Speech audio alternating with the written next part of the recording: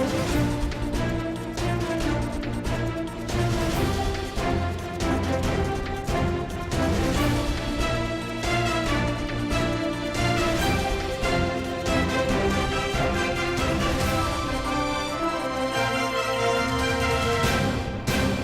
to Janis Ahmed with the daily roundup of news from the US and around the world.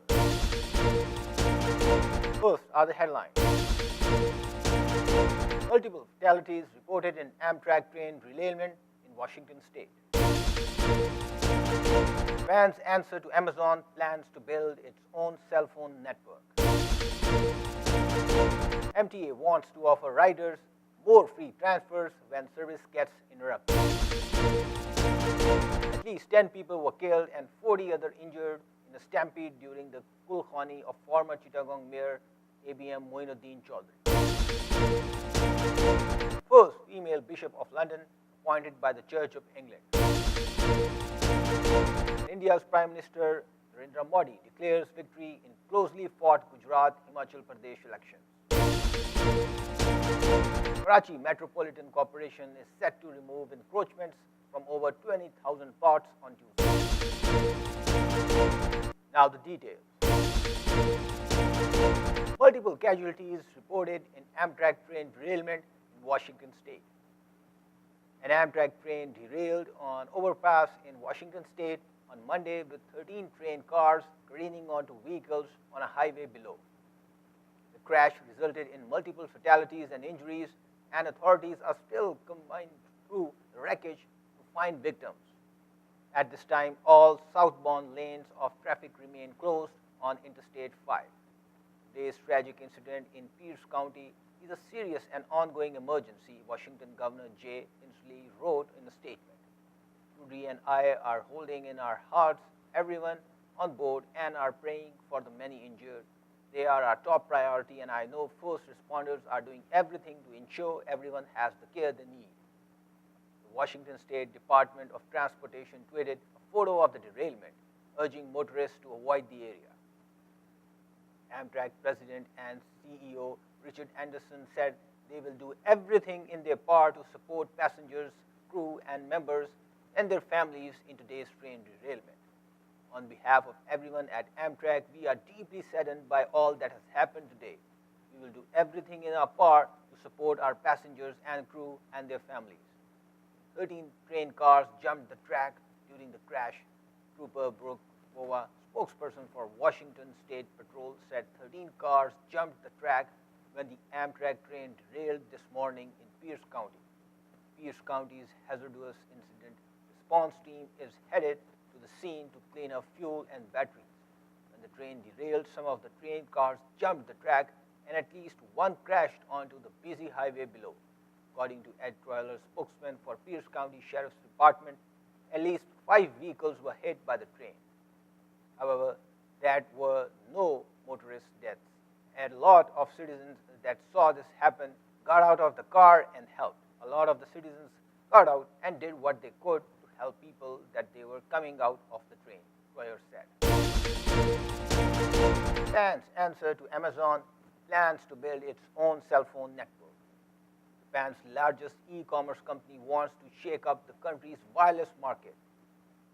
Rakuten said in a statement Thursday that it is working on plans to build its own mobile network, aiming to launch services in 2019 and eventually sign up at least 15 million subscribers. It's a bold move from a company that started out 20 years ago with just 6 employees. Rakuten is now a $14 billion internet giant that employs more than 14,000 people. Like its US counterpart, Amazon, Rakuten is best known for its internet shopping portals.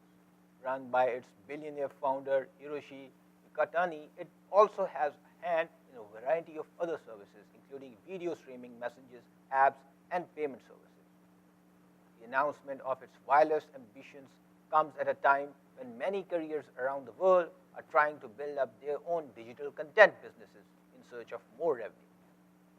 Verizon recently bought Yahoo, and AT&T is trying to buy Time Warner, the parent company of CNN.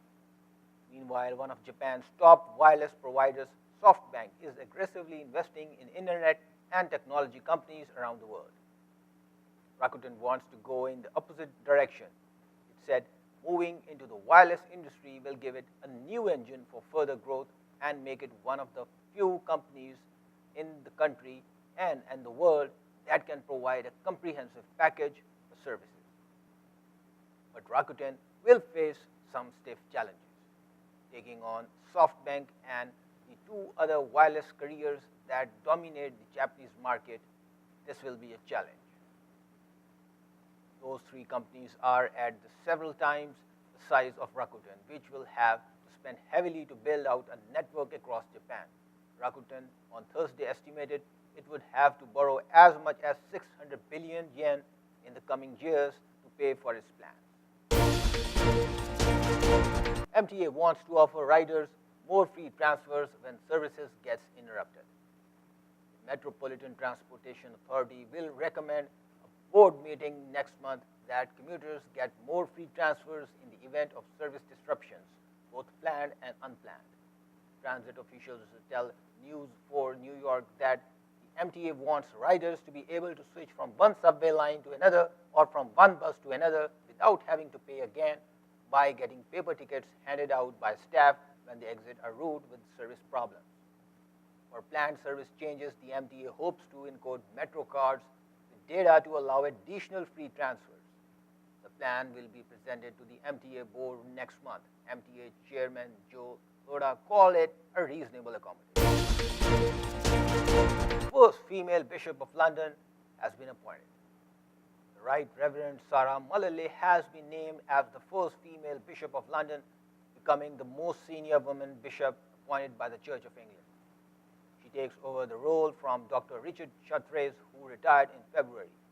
Legislation to allow women bishops was formally adopted by the Church in 2014.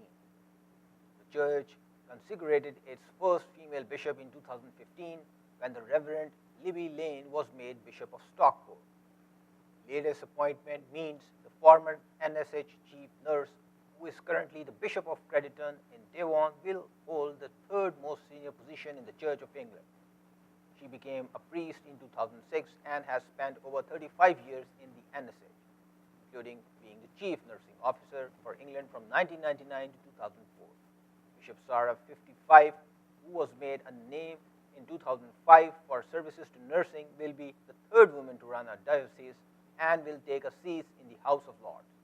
He said, having lived and worked in London for over 32 years, the thought of returning here is about returning home. I am often asked when it has been like to have had two careers, first in the NSH and now in the church. I prefer to think that I have always had one vocation to follow Jesus Christ, to know him, and to make him known, always seeking to live with the compassion in the services of others, whether as a nurse, a priest, or as a bishop.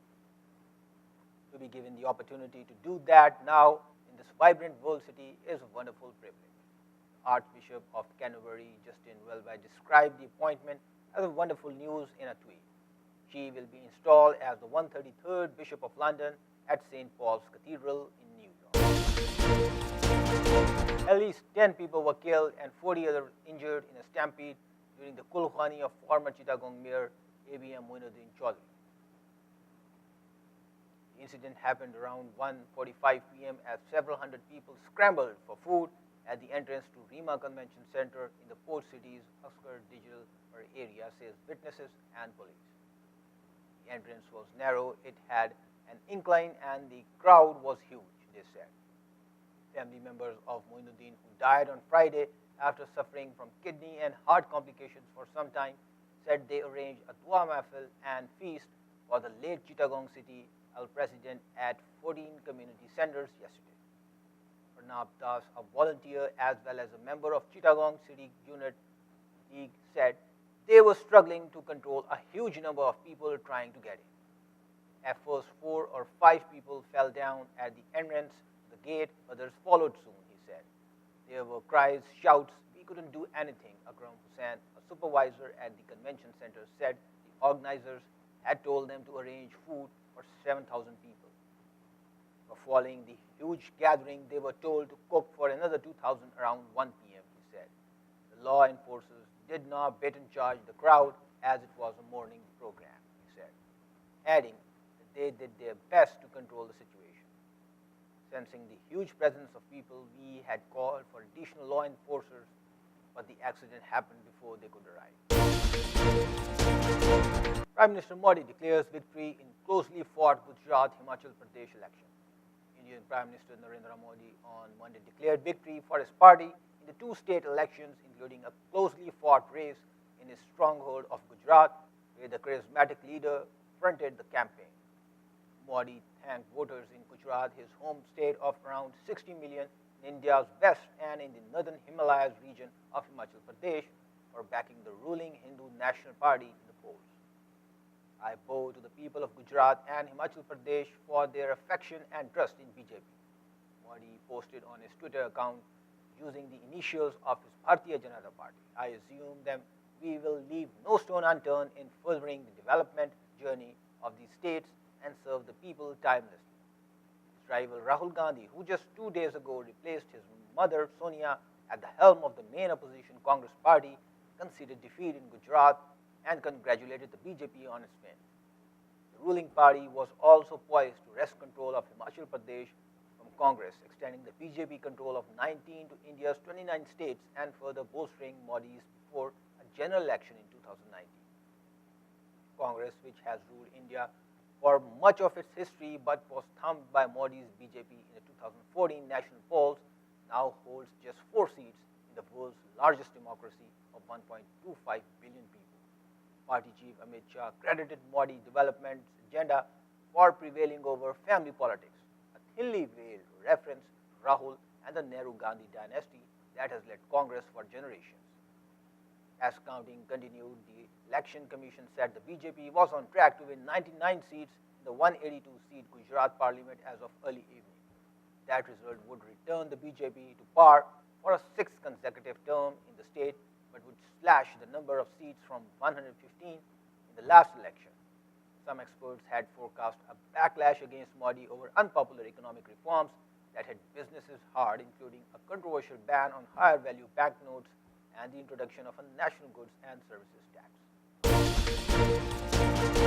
And Karachi Metropolitan Corporation is set to remove encroachments from over 20,000 plots on Tuesday. Karachi Municipal Corporation will launch a grand operation to remove encroachments from over 20,000 plots, including amenity lands, in Tuesday. The KMC's NIA Encroachment Task Force will carry out the operation, during which rangers and police teams will also be present to deal with any impossible certainty. Sources said the marriage halls built on amenity plots would be demolished in the first phase.